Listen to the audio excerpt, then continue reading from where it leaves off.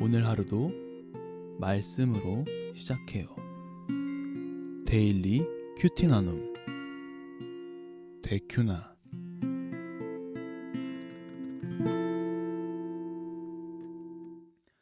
참 좋으신 하나님 아버지, 오늘 하루도 주의 말씀으로 시작합니다. 주의 뜻 가운데 순종하며 오늘 하루를 살아갈 수 있도록 인도하여 주시옵소서. 예수 그리스도의 이름으로 간절히 기도드렸습니다. 아멘.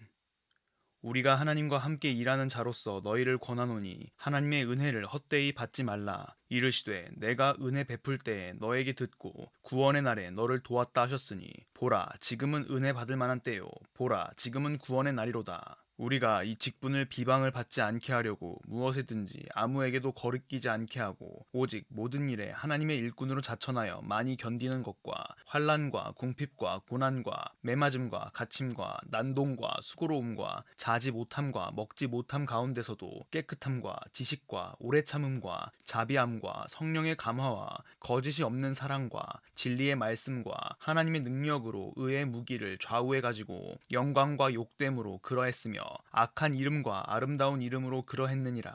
우리는 속이는 자 같으나 참되고 무명한 자 같으나 유명한 자요, 죽은 자 같으나 보라 우리가 살아있고 징계를 받는 자 같으나 죽임을 당하지 아니하고 근심하는 자 같으나 항상 기뻐하고 가난한 자 같으나 많은 사람을 부요하게 하고 아무것도 없는 자 같으나 모든 것을 가진 자로다. 아멘.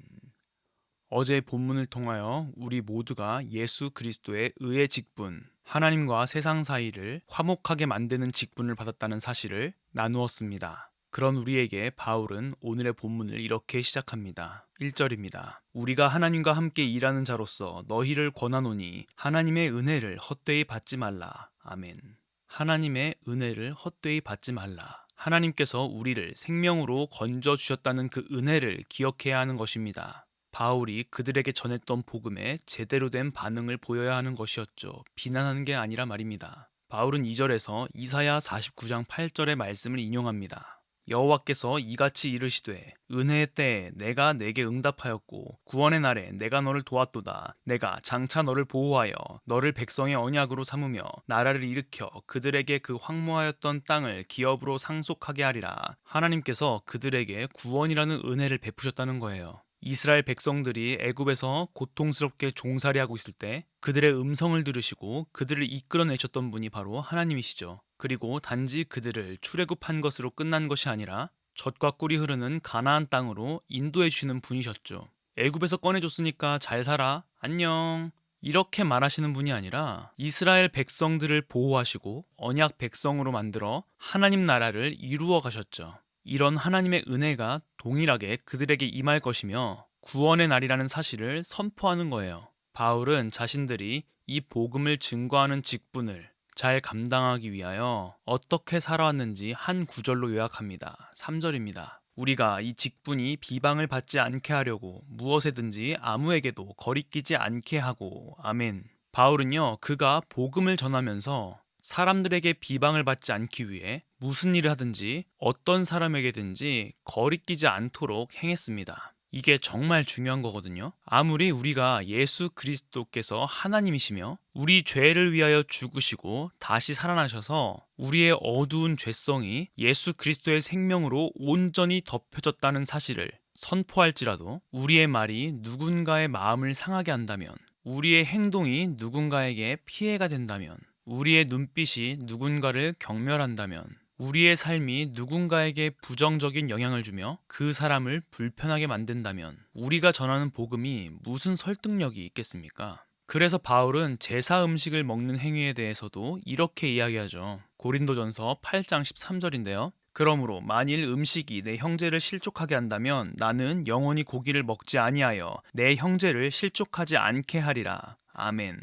사실 우상 따위는 아무것도 아니어서 우상에게 바쳐진 음식은 바울에게 그냥 음식이니까 먹을 수 있다라고 얘기합니다. 하지만 그 음식을 먹는 행위가 누군가의 마음을 상하게 만든다면 영원히 제사상의 고기를 먹지 않겠다고 이야기하는 것이죠. 이것이 우리의 모든 행동의 기준이 되어야 할 거예요. 누군가의 마음이 상하지 않게 하는 것 말이에요.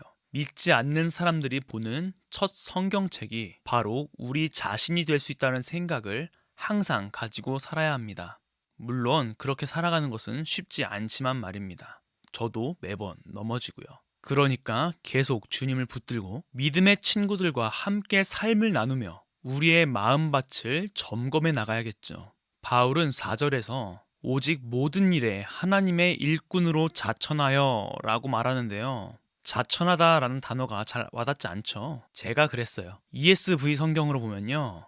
As servants of God, we commend ourselves in every way.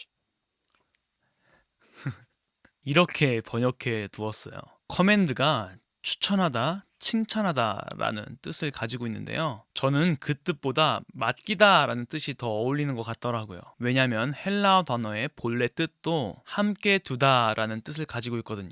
즉, 다시 해석해 본다면 하나님의 종으로서 우리 자신을 하나님께 맡기다, 함께 두다 이 정도로 직역할 수 있겠죠. 그 다음부터 서술한 4절 하반부에서 10절까지의 말씀들은 여러 단어를 대조하면서 하나님의 사역을 감당하고 있는 바울 자신의 모습을 강조해요.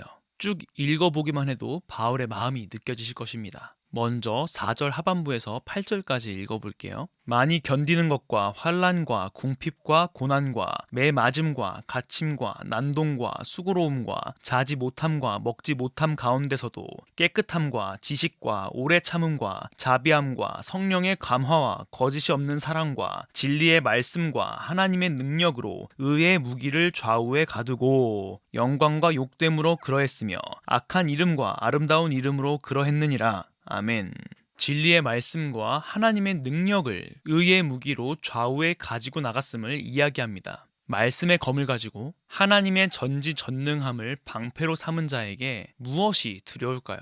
바울은 이어서 이렇게 얘기하죠. 8절 하반부에서 10절 말씀입니다. 우리는 속이는 자 같으나 참되고 무명한 자 같으나 유명한 자요 죽은 자 같으나 보라 우리가 살아있고 징계를 받는 자 같으나 죽임을 당하지 아니하고 근심하는 자 같으나 항상 기뻐하고 가난한 자 같으나 많은 사람을 부요하게 하고 아무것도 없는 자 같으나 모든 것을 가진 자로다. 아멘. 보이지도 않고 믿기지도 않는 복음을 전하다 보니 속이는 것 같지만 그 복음은 참된 진리요. 세상에서는 이름도 없이 썩어질 것만 같은 사람들이지만 하나님께서 우리의 이름을 하나하나 상세하게 아시는 유명한 자가 됐으며 죽을 수밖에 없는 육체에 갇혀있는 자 같으나 예수 그리스도를 통해 영원한 생명을 가져서 우리의 영을 죽음으로 몰아낼 수 있는 것은 이 세상 어느 것도 존재하지 않으며 세상 근심으로 살아가는 것이 아니라 하나님을 찬양하고 예배드림으로 항상 기뻐하며 살아가고 비록 가진 것은 없어 보일지 몰라도 많은 사람들의 마음을 복음으로 하나님의 크시고 넘쳐나시는 사랑으로 풍요롭게 할 수 있는 모든 것을 가진 자라고 말하는 것입니다. 이 바울의 고백은 우리 모두에게 열려있는 진리입니다. 우리의 것이라고 생각했던 것들을 기꺼이 하나님께 맡기니 우리의 생각을 뛰어넘는 모든 것이 우리에게 주어진 것이죠. 오늘의 큐티 생각해 보아요. 첫째, 예수 그리스도의 복음이 얼마나 감격스러우십니까? 여러분이 만난 하나님은 어떠한 분이신가요? 그 은혜를 혹시 헛되이 받고 있진 않나요? 잠시 하나님의 인도하심과 그 은혜를 묵상해 봅시다. 둘째, 하나님께 우리를 내어드리는 순간 더 이상 우리는 흔들리지 않고 세상의 어떠한 환경에도 주님을 기뻐하는 삶을 살 수 있습니다. 우리가 넘어지더라도 아주 엎드러지지 않을 수 있는 것은 하나님께서 그의 능력으로 우리를 붙들어 주시기 때문입니다. 여러분들이 처한 문제들과 상황들을, 그 어려움들을 이러한 하나님의 손에 맡겨드리지 않겠습니까? 우리를 향하신 하나님의 그 크고 놀라운 은혜, 그 복음을 헛되이 받지 않기를 소망합니다. 세상의 그 무엇보다 여러분들의 생명은 소중합니다. 그 생명을 영원히 보존하기 위하여서 예수 그리스도께서 십자가에 달려 죽으셨고 여러분들을 대신하여 그 죄값을 담당하셨습니다. 그리고 다시 살아나서 우리 모두를 더 이상 암흑 속에 있게 하지 않으셨죠. 하나님께서는 우리의 손을 붙들어 주시고 우리를 인도해 주시길 원하십니다. 그 하나님의 마음에 여러분들 응답해보지 않으시겠습니까? 오늘 하루 주의 능력을 경험하여 승리하는 하루를 만들어가는 우리 모두가 되기를 소망합니다. 기도하겠습니다. 참 좋으신 하나님 아버지, 우리를 붙들어 주셔서 이렇게 주의 말씀으로 하루를 살아갈 수 있도록 인도하여 주심에 감사합니다. 주님께서 지금까지 역사하셨고 우리를 인도하셨다는 그 은혜의 사실들을 우리가 잊지 아니하고 매 순간 기억하며 주님을 바라볼 수 있도록 인도하여 주시옵소서. 세상의 어려움들과 문제들을 나의 능력대로 해결하려고 하는 것이 아니라 오직 주님께 맡겨드림으로써 놀라운 것들을 경험하는 우리 모두가 될 수 있도록 인도하여 주시옵소서. 감사합니다. 예수 그리스도의 이름으로 간절히 기도드렸습니다. 아멘.